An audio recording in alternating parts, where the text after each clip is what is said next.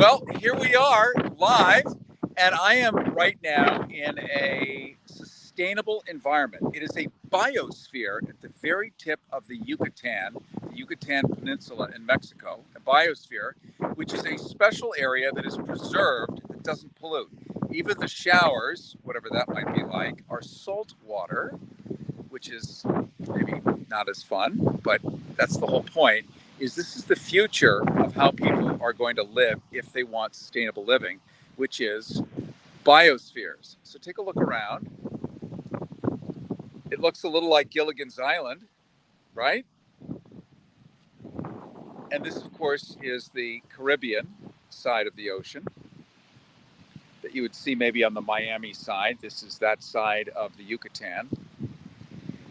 And it is a biosphere. So I'm standing in a biosphere, and it took 2.5 hours to drive through potholes.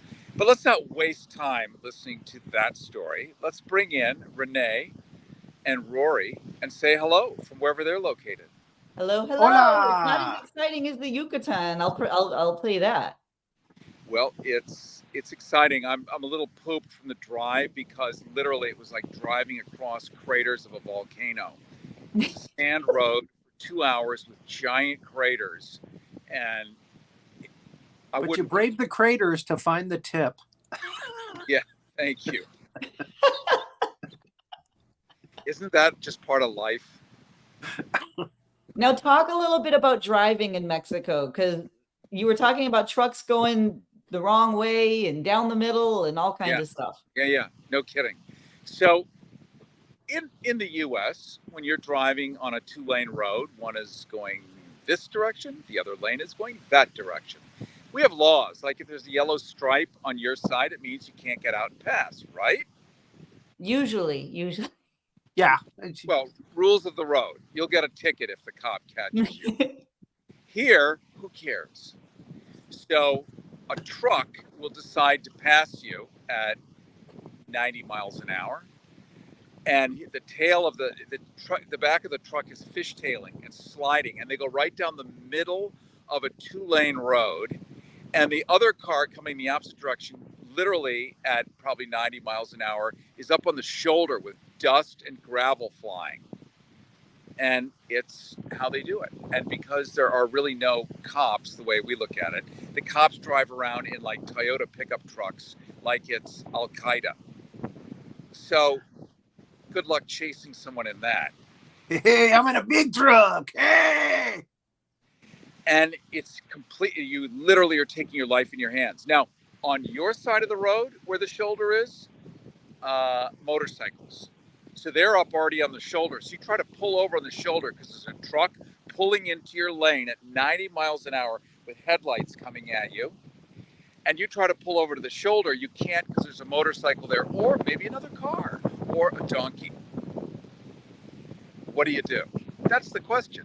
What do you do? You don't have an answer. Donkey. Take out the donkey. Well,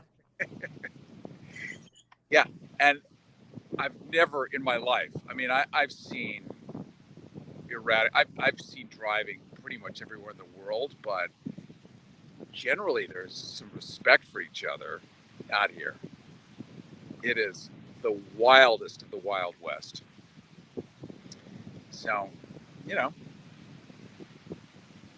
take a plane and well, you can't take a train. It's like the U.S. You can't. Why would you have public transportation? Like, why would you want that? Well, it's helpful. The best thing is that Rory Penland has road rage. So if he were driving in Mexico, I'm pretty sure that it would be a traumatic experience. Yeah, I would be bursting blood vessels. It's just my blood pressure my head would just explode probably. Would, seriously. So I was driving at night, and you can high beams intermittently because there's cars coming at you on the other lane, constantly kicking off. There's no street lights at all. It's just the middle of nowhere for hours, 5 hours. So you can't see anything. There's like weird animals, like giant raccoon-like things that like spring in front of you. Do they have spiky backs? Chupacabras. It's where they come from, the chupacabra or the Chupacabra. The goat sucker or goat. Is it goat sucker? Isn't it? Cabra, goat eater, sucker, goat. It is. It's the goat sucker. It's the goat sucker. Yes. Yes. I hope Rory, they you catch should that know guy. that. You know That's about just disgusting. zoological cryptids. You know about cryptozoology, Rory. Come on now. I know. I was just making a joke. Oh, okay. All right. Well, Rory, tell me a little bit. So we were looking at a little bit about the president, the former president, that is, having boasted about. You know, I'm all set up in Mar-a-Lago. I'm still president. Bragging to his, at one of his rallies that he's gotten more indictments than Al Capone, or Alphonse Capone, as he put it. More indictments than Al Capone, and the crowd goes crazy, like hooray, hooray. Renee, you have a legal background. In fact, you are a lawyer. In fact, you have passed the bar. In fact, stuff. You can use fancy words. You can write complete sentences. Yes. If, let's just say, not Rory, because he'll take it personally, but let's say Rory's friend had an how easy would it be for that friend to go get a job working anywhere? No, it basically ruins, it cripples your career, your reputation. Everything lives online. Before you try and go and get anything at all, people go into your social media, they Google you, your life is basically over. There's nothing you can do but limp along, and then you just got to bag groceries somewhere. Your life is over. Or you can go abroad, but you can't even go to Europe because they've bought into the whole American system. So you kind of got to go to sub-Saharan Africa, which is fine. Or you can go into Asia, or Russia, I guess, which is not as great. But my point is that no, a normal human being who is not a cryptozoological wonder cannot get an indictment and expect for their life to just continue. But apparently we're dealing with a tangerine man and not really a human being. So if you had that cancel the other ones. You got so many that it's just who cares anymore. The law looks at it 73. You passed 14 right. and 2 rape charges, you're good. Right. Exactly. So maybe the White House is the only safe harbor in the U.S. Right. But here's the thing about Trump is that the people who like Trump like that he's a bad boy. Remember when he had his mugshot and then he instantly made it into merch? He's the bad boy. Obama has the whole hope thing, but then he had the whole mugshot thing because he is rough and tough and he's a bad boy and he's going to drain the swamp. I mean, they like him because of it, not despite it. Right. Well, that's what he thinks. That's what he thinks. Yeah. He's like, the black people love me because of the shirt, the mugshot. That's so cool. Oh my God. I know. Imagine saying that with a straight face. But his, I guess the fan base are not necessarily African Americans. Not necessarily. Not necessarily. Not even necessarily. But the whole thing with the rallies, and he's portraying like a comedian. That's how he's getting the favor of his fans, is by making everything into a joke. And he's weaponizing that, really. I mean, he's saying things about other people to denigrate them and to bring them down below his level. And also, like you said, he's making comments that shrink or lessen his own, atrocities, just blowing him off as a joke. Well, I guess that's the key. If people are laughing while you're walking away in handcuffs, it can't be that bad. I mean, that many indictments and you're laughing it's like a TV show. It's just not real. Yeah, I think that's a big part of his swagger too, is remember, he comes from the world of entertainment. I know he talks about how he's this amazing businessman and all that. Fuck all of that. Okay. He's actually an entertainer. What he really wanted, he didn't want to be president. Remember, he wanted The Apprentice to get another season. So he's doing this as he's still performing.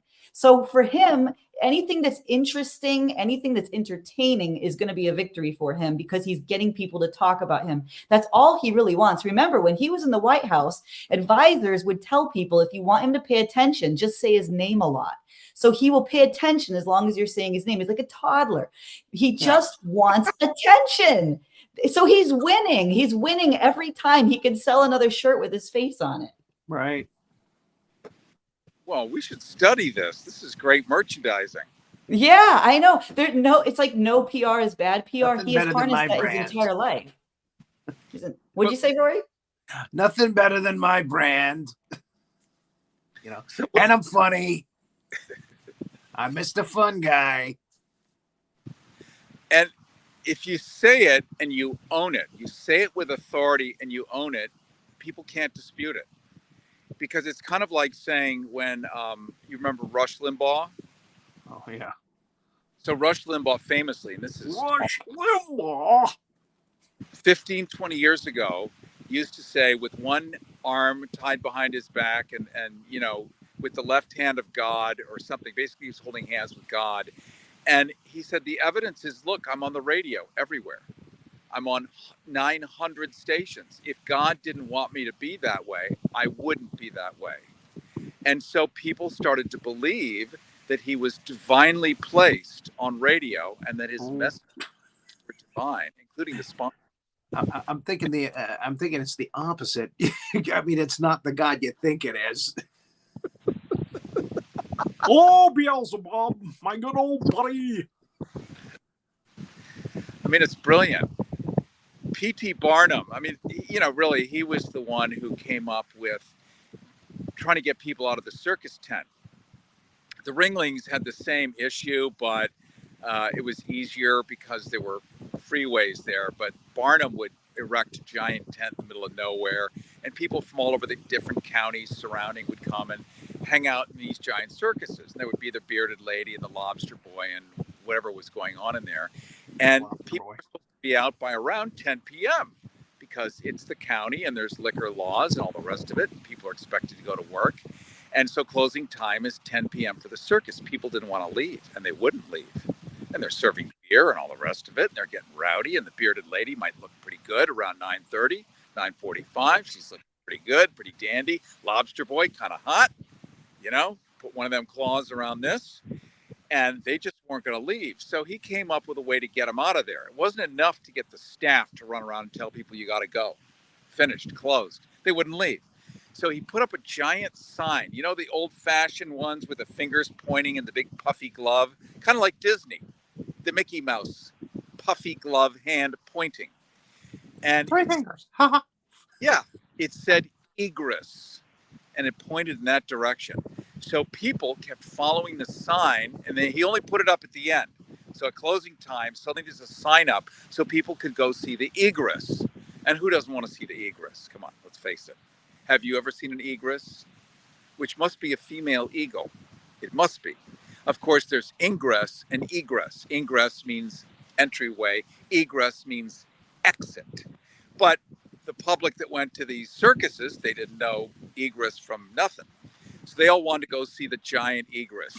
It was a giant egress, giant exit. You walk out and suddenly there's just nothing, right? So they would follow these signs, follow. The next thing you know, everyone had stepped outside to see the giant egress, and they're now outside the tent. They close the flap. It's closed. Brilliant. You can't stay. You don't have to go home, but you can't stay here. It was just brilliant. They all wanted to see the egress. And he was, you know, walking around going, see the egress. See the world's first only egress in captivity. This way. Follow the signs. See the egress. Come this way. We have them all here, folks. The giant Cheeto boy. We have the blonde-haired Neanderthal woman. Right here, ladies and gentlemen. That was it. Well, I know it's getting to be that time where you guys need to cut loose and do your thing, but I just wanted to check in, say hi, and Thank you guys for being attentive. The sun is going down, so I don't know if there's much lighting left here. We're so happy that you found the You look good. Wi-Fi so that we could do this. This is like a great little, this is beautiful, by the way. And I wish I were there. Next time you're gonna have to take us with you. Look at that. I love See the the palm world tree. with Cary Harrison. Yeah, What is sustainability without Wi-Fi? there you go. I need my Wi-Fi to sustain myself. You know, because part of everything is about figuring out how do we survive as a species, and then teaching those things to regular people so they know. Sustainability does not mean you have more diesel in your tank, because at some point diesel may not be available. So what are you going to do? So you kind of want to learn where people have figured out ways to like survive. Really, it's live like your grandparents or great grandparents. Let's just be honest. It's all, you know, like, oh, you know, we milk the cow, then we drink the milk. Like, really? Really? You could drink that? Yes, you can.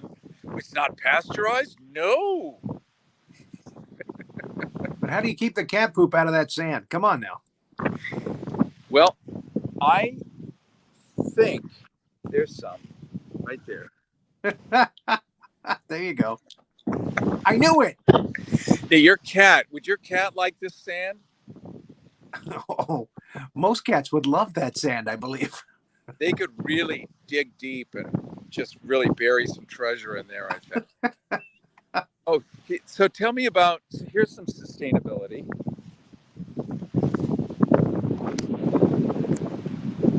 What the hell is that?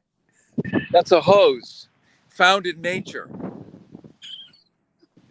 A nature hose. That's no nature hose I've ever seen.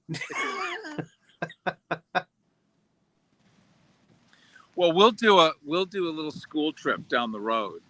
We'll figure out, we'll go somewhere cool in Florida. Florida.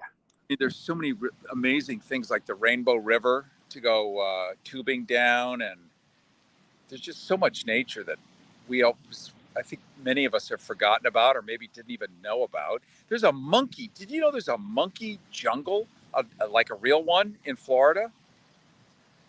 I know the one down in Miami, but it's, I mean, No, it's not a park. It's parrot jungle, monkey jungle. I guess somebody Tourist traps. brought monkeys as pets there, you know, dozens of years ago, and the things had no natural predators. Maybe an alligator, but monkeys and alligators, they don't bond.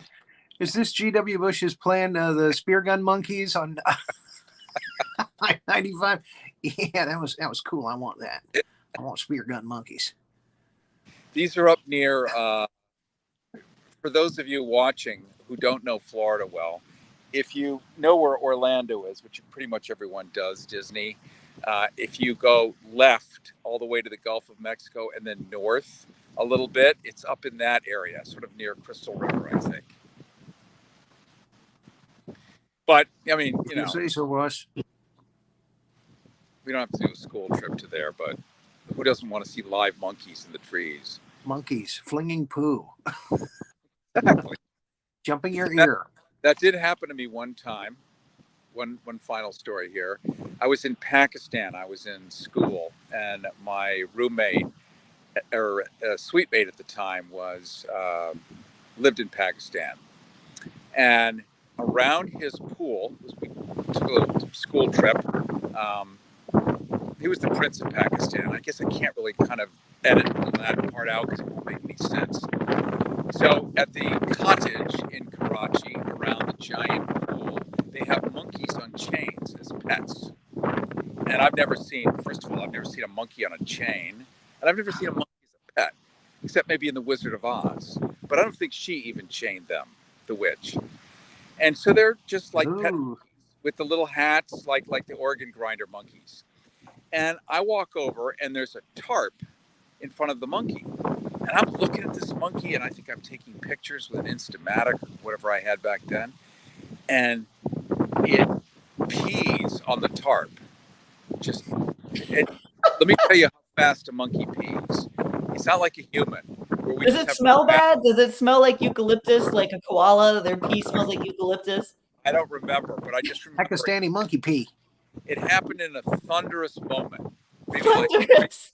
3 seconds of just wham, just boom, filled the tarp. And the one of the workers there grabbed the tarp to shake the monkey pee out of it. And guess who's standing on the opposite side of the flap the tarp? Oh my gosh. I got splashed right in the puss. No, So I no. squealed like a 13-year-old girl. Nothing wrong I'm with 13-year-old girls. Got to say that now. Got to make a disclaimer. Nothing wrong with them. But like, and I leapt into the pool, which was not swimming pool season. Apparently, it was filled with algae and God knows what. I think no. it was probably the monkey pool. Now that I think of it. Yeah. So I wake up in the hospital. How did you survive? I don't know. I was just traumatized. The whole thing was horrifying. Monkey trauma. Then it's worse. Then I have to make number 2. Which, oh no. as a live mammal, at some point, I'm probably going to have to do that. Oh no. But did you swing it? As custom there, you don't use toilet paper. Well, then what do you use? Rory asks. Well, yes. So I go in there, I do my business, and then I'm hunting for a roll of toilet paper, hunting and getting like my forebears. I'm looking under here, picking up the towel. Where is it? Must be up on a shelf. Ain't a roll, nobody, not know how, none, zero, zilch.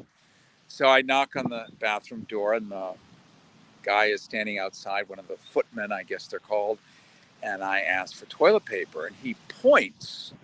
Sitting on top of the commode, to put it politely, is what my mother used to water her ivy, a copper watering pot. They're tiny ones with a very long spout, like a rose. Yeah, you don't squeeze it. It just pour. It just is a long spout, and it just pours a nice little thin stream of water. And so I'm looking at my mother's ivy copper watering pot that he's pointing at. I don't get it. I'm like, how do I use it? I'm thinking like it's a utility. Like, do you turn it upside down and put it up your bum? I mean, what? You want me to put this up my ass? Seriously, what are the instructions here? What do you mean? And he didn't make the hand gesture that you did earlier, Rory. I couldn't conceive of what is a tiny plant for like a Christmas cactus or a delicate ivy have to do with what I need. Clean your ass with a cactus. Come on. Figured it out. It's like an antique portable handheld bidet of sorts. Yeah. I learned many things all in 1 or 2 days. Folks, this is why you let your monkeys fly. Fly, my pretties, fly! Well, I'm going to release you guys back into your natural habitat, whatever the hell that is. It's the monkey pool. You're releasing us back into the monkey pool. I'm releasing back into the monkey pool, and yes. I'm seeing you later, for sure. Absolutely. Yep. And thank you for this really lovely visit in sustainability. Yes, exactly. I love it. I just wish we were there with you. That's the thing. I wish we were there. And I wish I had known about your Nicolas Cage movies, because I interviewed Nick 3 months ago for Dracula. Renfield. So I have that. He was doing Dracula. If you ever his bring version of Dracula. I think I saw that. What was your impression of Nicholas? What was your impression? I like the other Nicholas a lot more, maybe. What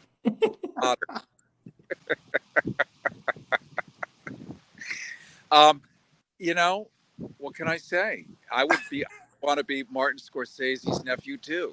I think it's Francis Ford Coppola. Francis Ford Coppola. That's yeah. right. He's a Coppola. Yeah. Copacabana Coppola. But he's got, I don't know, umpteen movies out on Hulu right now. Yeah. Where he's either doing kung fu or fighting dragons. I don't know what he's doing, but Elvis. yeah, Elvis. It's kind of like Ernest Borgnine at the end, or remember Gene Hackman, who was terrific, but Gene Hackman. Yeah. in like 593 movies. Scurrilous comment about him in any of the gossip rags, because he was just like pure. He was just in everything, and I think we're going to see the same with Nick Cage. 500-600 films on Hulu that will make Netflix at least a certain percentage. At least. Hoopah. Yeah, Dracula. Well, why not? I mean,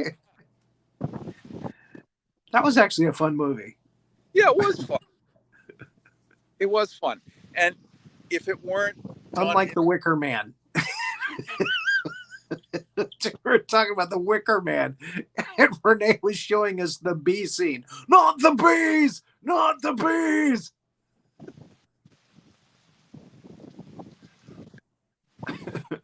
we'll do a movie topic next time, okay? It's your show, boss. We just did it. I think that would be great because we don't know about Cary's what movies like I don't know what Cary's preferences are, cinematic preferences. And a lot of people wouldn't know that. Cinematic in front of that. What'd you say? I said thank you for putting cinematic in front of that. You had to put a modifier in front of it. I love sci-fi. I can just live day and night. I love it. And thrillers. I don't like dramedies much. I don't like romantic stuff. I mean, it's great, but I could give it, really. It's just not that brilliant. It's no rom-coms. No rom-coms for Cary Harrison. Okay. Not smart enough, because they're not like really smart people that are having troubles. They're like morons that are entangled and they shouldn't be together. And why do I want to sit through that? No, let me tell you the real problem with rom-coms. There's a real problem that I have with them. Every rom-com is a woman being stalked into exhaustion and then saying yes to a psycho that she wasn't interested in. Right. Every fucking time. Right, because women need men. That's right. Women need men. Women cannot function without, a man telling them what to do, when to. And the dating advice for men is that if she keeps telling you no, just keep stalking her, and eventually she will calm down and submit to you. Because all men know that no is a secret yes. It's a secret yes, Cary, and thank you. Yes, it's a secret yes. We've just revealed that here on the files. It's the word of desire. Yeah. So you're like pawing at her, and she's going, off me. No. It means yes. Oh, you're hot. Oh. Oh, yeah. All 700 pounds of you. Just tear off that undershirt. As long as they hoist up the boom box and get outside the girl's window, and then she's really happy that he's out there like a fucking psycho. It's perfect. That's every rom-com is that the woman is just beaten into submission. It's awful. And then we're all like amazed that there's something like a Me Too movement. Well, it's their way of what? Just grab them by the pussy, Cary. Grab them by the pussy. It works every time. The commander-in-chief knows what he's talking about. I tell you. Secretly, when the ladies are at lunch, that's what you talk about. God, I wish when I stepped out of this restaurant, somebody would just grab me. Yeah. Exactly. It's every woman's secret desires that right on the street. Well, on that lovely note. On that note, we will reconnoiter as opposed to connoiter, which has a second. Yeah. We're never going to connoiter. We'll reconnoiter. We're never going to connoiter, but we're going to reconnoiter. Reconnoiter. Very funny. Connoiter. Goodbye. Bye, you guys. Bye. Thank you. Good night.